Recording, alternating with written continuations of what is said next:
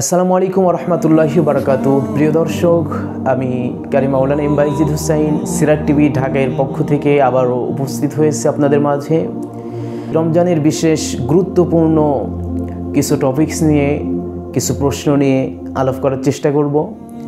শুরুতেই আল্লাহ পাক রমজানের যে বিশাল নিয়ামত, যে বিশাল বারাকা, এই বারাকা আমাদের সকলের মাঝে পরিপূর্ণ দান করুন, দোয়া করে আমিন। এবং কিছু প্রশ্ন আমাদের কাছে অনেকেই প্রশ্ন করে যে হুজুর, রমজানে রোজা অবস্থায় যদি স্বপ্নদোষ হয় সেক্ষেত্রে কি আমাদের রোজা ভেঙে যাবে? অথবা অনেকে প্রশ্ন করে হুজুর, রোজার মাসে কি চুল, গোফ, এরপরে লোম অথবা নাভির নিচের লোম এগুলো কি পরিষ্কার করা যাবে? এরকম অনেক প্রশ্ন আমাদের থাকে।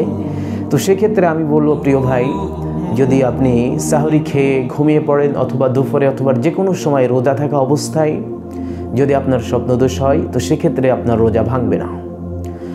এবং রোজা থাকা অবস্থায় যে প্রশ্ন, চুল, গোফ, নাভির নিচের লোম ইত্যাদি এগুলো পরিষ্কার করা যাবে কিনা? অবশ্যই যাবে, কোনো সমস্যা নাই। ইসলাম সহজ, আমাদের জন্য সহজ করে দিয়েছেন আল্লাহ সুবহানাহু ওয়া তাআলা। এবং অনেকের প্রশ্ন, হুজুর, রোজা থাকা অবস্থায় যদি আমার কেটে যায়, কোথাও রক্ত বের হয়, সেক্ষেত্রে কি রোজা ভাঙবে? না, রোজা ভাঙবে না।